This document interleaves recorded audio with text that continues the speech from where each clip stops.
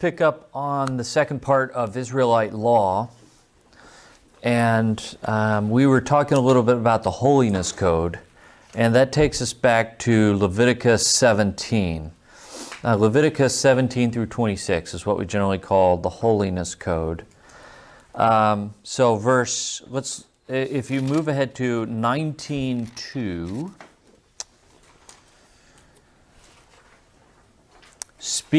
so the Lord spoke to Moses, saying, "Speak to all the congregation of the people of Israel, and say to them, you shall be holy, for I, the Lord your God, am holy." And these laws that God gives in the Holiness Code are laws. I mean, the point of this is the holiness of Israel. Okay? Now think, holiness, first of all, is a characteristic or a quality of God. And with people, holiness is derivative of God's holiness. Anything else that's holy is derivative of God's holiness. Now, one thing that holy means in the Old Testament is separate, set apart. Or one scholar talked about it as the sacred and the profane. There is the world, and then there are certain things in the world that are set apart for particular kinds of interaction with God. And these things, or these people, are holy. So when God is telling Israel to be holy, part of what God is saying is, you're a set-apart people. And the way in which you live is a large part of what makes you set apart. So, for example, you don't worship the other gods that the people around you worship. You don't engage in the sexual practices the people around you engage in. You don't eat the kinds of foods that the people around you eat. You have different practices around the alien and the poor and the needy. You have to be a just people. And if you do these things, if you live in this set-apart way, then God imparts to you this quality that is called holiness. Okay?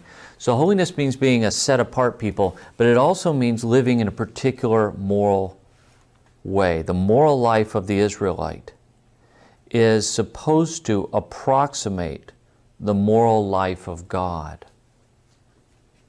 And the Israelites may therefore be more like God than the other people around them, meaning holier.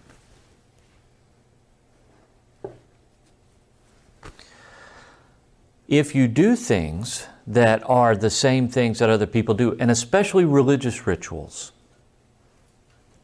like if you worship other gods, you're forfeiting your holiness, because then you're just like the Canaanite people.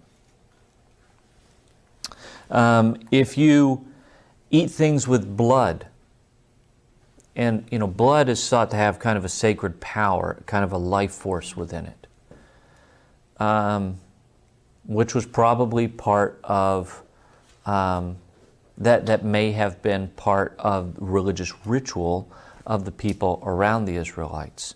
In verse 26, you shall not practice, you shall not eat anything with its blood, you shall not practice augury or witchcraft. In other words, you don't practice sorcery, you don't perform religious rituals intended to evoke the power of other gods. Because once you do that, you're forfeiting your set-apartness. You're forfeiting your holiness. Verse 27, you shall not round off the hair on your temples or mar the edges of your beard. You shall not make any gashes in your flesh for the dead or tattoo any marks upon you. I am the Lord. Why are these things prohibited? The reason they're prohibited is because they are part of the religious rituals of the people around the Israelites.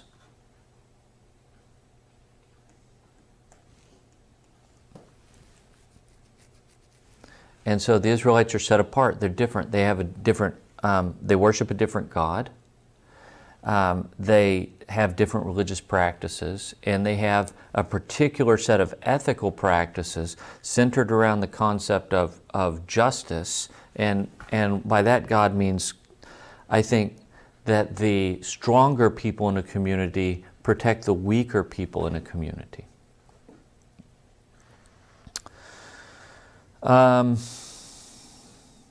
Now, the concept of holiness gets us into the very, very complicated issue. I mean, holiness is a very complicated issue, but holiness gets into the complicated issue of purity and pollution.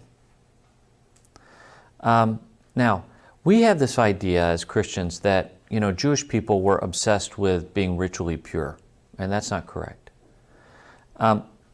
Most Jewish people were probably unclean most of the time.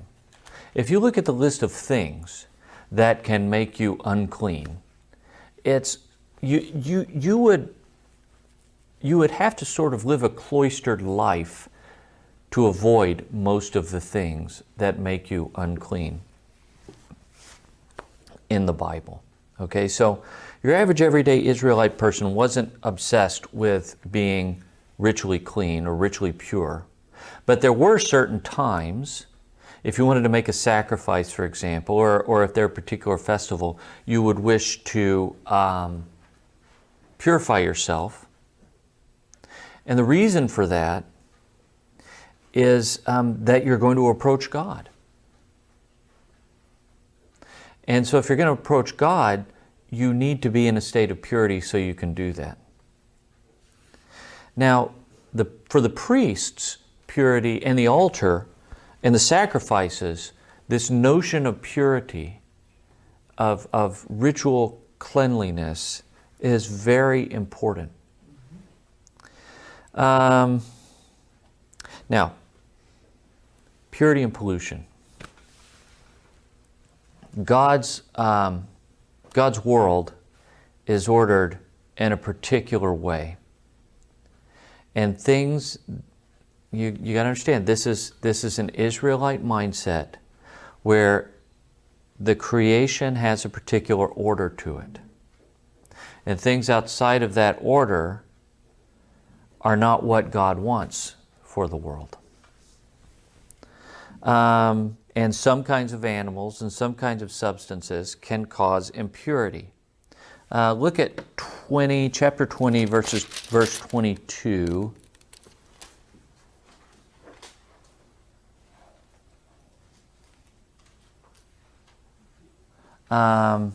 Just look at 25, sorry. You shall therefore make a distinction between the clean animal and the unclean, between the unclean bird and the clean. You shall not bring abomination on yourselves by animal or by bird or by anything with which the ground teems, which I have set apart for you to hold unclean. You shall be holy to me, for I, the Lord, am holy, and I have separated you from the other peoples to be mine. Okay, so do you hear this last part? You're going to be holy like I, God, am holy. Remember, holiness is a quality of God. Holiness of human beings is derivative of God's holiness. For I have separated you from other people. And then a man or a woman who is a medium or a wizard shall be put to death. They shall be stoned to death. Their blood is upon them. Why would that follow on what God just said in verse 26? The reason is that there seemed to be a strong temptation to fall back into the religious practices of the people around you. I mean, we see this in American culture all the time. We confuse Christian practice with sort of the practices of the ambient culture around us. I mean, mainline Protestantism is the absolute worst about this. And so, what God is saying is, God's ordering the world in a particular way. And if you're an Israelite, you live in the way that God has ordered the world. God determines what you eat. God determines when you work and when you rest. God determines practices within the household and sexual practices and what kinds of religious rituals you practice. Now, priestly holiness is a different matter because priests are the ones who approach the altar, which is the most direct point of contact with God. You're sort of in a nuclear reactor there. So if we move into 21, we get into the notion of the holiness of priests.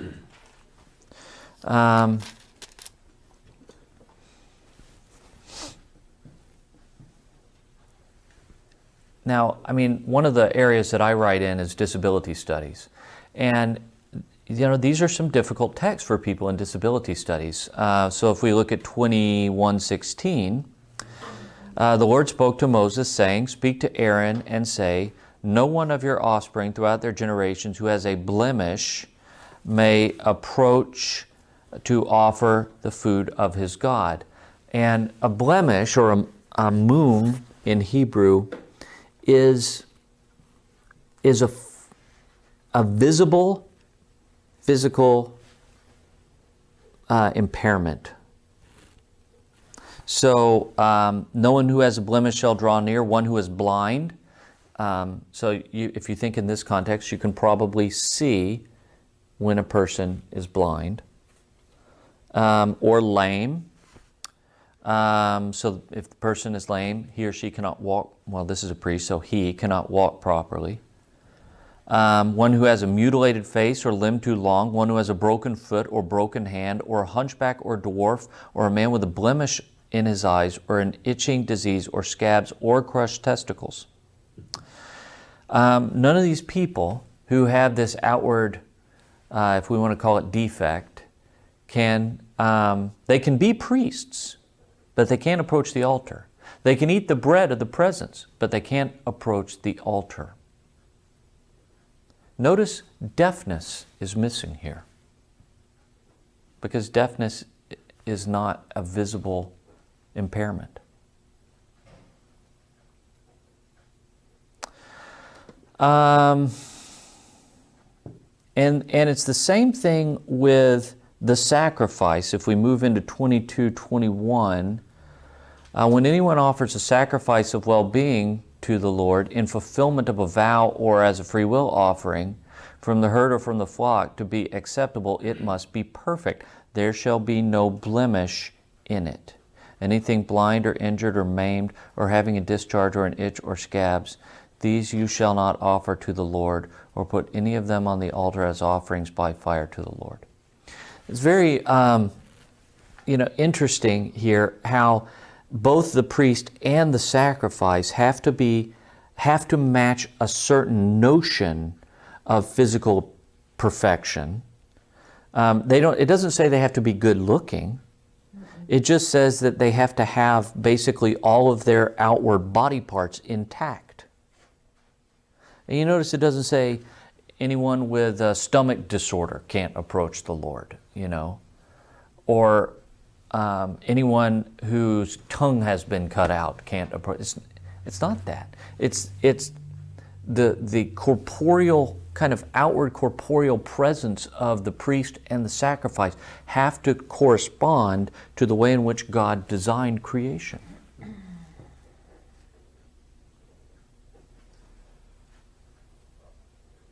At least that's my best guess. I mean, other people would have different ideas about what this is about.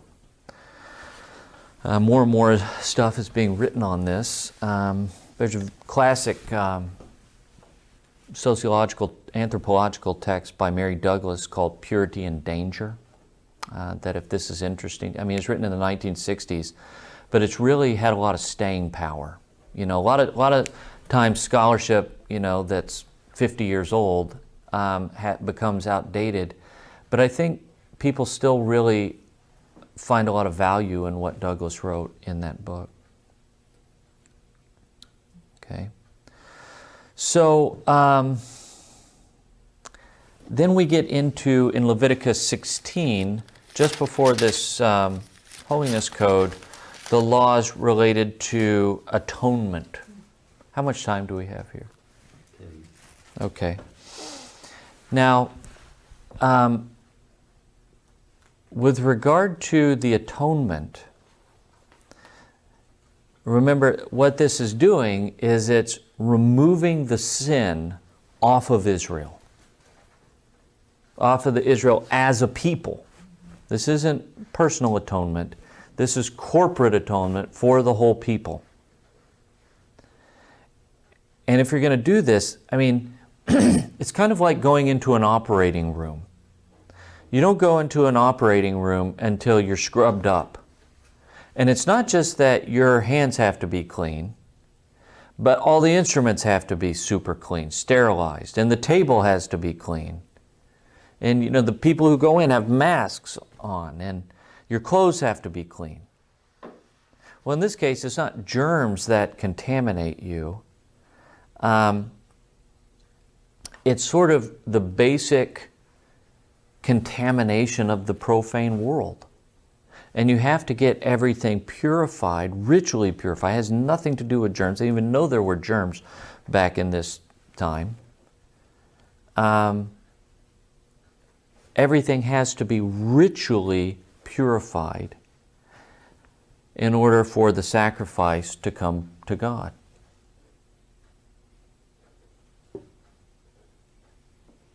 And so,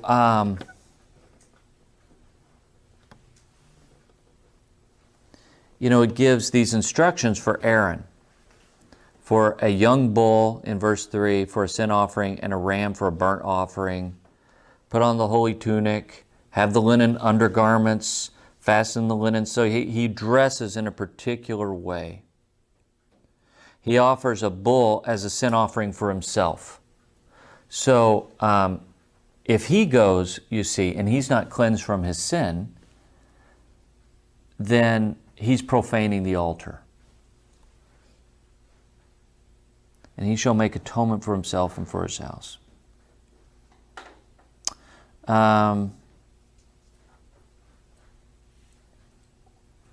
Then he shall slaughter the goat of the sin offering, in verse 15. He shall slaughter the goat of the sin offering that is for the people, and bring its blood inside the curtain, and do with its blood as he did with the blood of the bull, sprinkling it upon the mercy seat and before the mercy seat.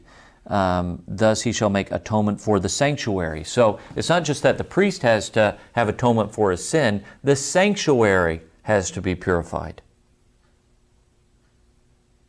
He shall make atonement for the sanctuary because of the uncleanness of the people of Israel and because of their transgressions and all their sins, which he shall do for the tent of meeting, which remains with them in the midst of their uncleanness.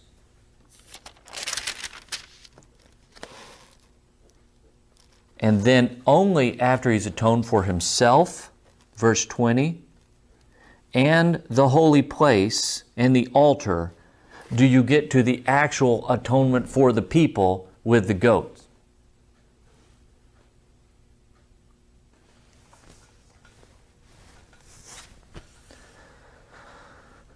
Now, this is all part of a very, very complex worldview and religious system related to concepts like purity, pollution, and the notion that apart from certain ritual acts, the world in which you live is simply polluted. Now, pollution and sin are not the same, okay? So if you're ritually unclean, it doesn't mean you're sinful unless you approach the altar. But sin makes you nevertheless unacceptable to approach the altar, and therefore you have to purify yourself of sin, just like you would have to purify yourself of any ritual pollution. This is probably all clear as mud right now, isn't it? Okay. What questions do you have about this? Now, what's interesting about this is that when we get to the New Testament, we get a different system. Even though Jesus is an Israelite, and he's an observant Israelite, we get and we'll talk about this more next time, but we get, we get a different system of understanding purity and pollution. For example, Jesus, as we know, declares all foods clean to eat, and we see this again in Acts 10. But then Jesus, it seems impossible for Jesus to become unclean. So other people who would have conditions that would make them unclean, Jesus goes to these people. A leper has a skin disease. The rupturing of the skin, the break in the skin, makes the leper unclean. And so Jesus can't be polluted by touching him, and Jesus touches him. Jesus didn't have to touch him. Jesus can heal people without touching them, but he does touch them. A woman with menstrual flow in Mark chapter 5, she touches Jesus, but he's not concerned about becoming polluted by that. He just is glad she had enough faith to come to him. Right next to that story is a story where Jesus touches a dead girl, and so he would incur corpse pollution.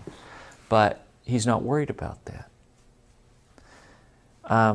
Because Jesus is the very definition of God's holiness. And nothing can make Jesus unclean. It would be interesting to know when Jesus himself, as a human man, came to that realization that he didn't have to any longer follow.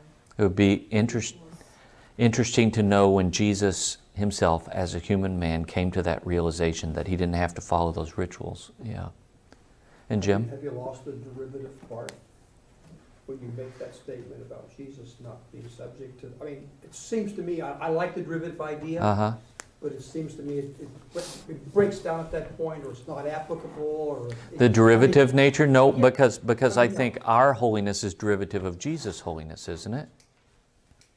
Yes, it is. That's also a complex question, and we don't have enough time to answer it on camera. But listen, this is all very complex stuff. If your brain is kind of spinning around right now, mine is too. It's very hard. I would like to share that for the last 38 years, I've had the joy, my husband and I had the joy of having our neighbors across the street were very, very strict Jews. So you live across the street from strictly observant Jewish people. And they exemplify everything in this code. Yes. I don't know how they do it. I know they strive to do it. They abide by the law, the Jewish law code, yeah. And it has been so enlightening, because I've been able to go to my neighbors, especially Joan, and ask different insights into what I'm reading over the years of study. So you ask them questions about, their faith. It brings life to everything. Yeah, right. When you see it lived. And you also see this, you obviously see it when you go to Israel. Thank you for being with us tonight. Why don't we call it a night?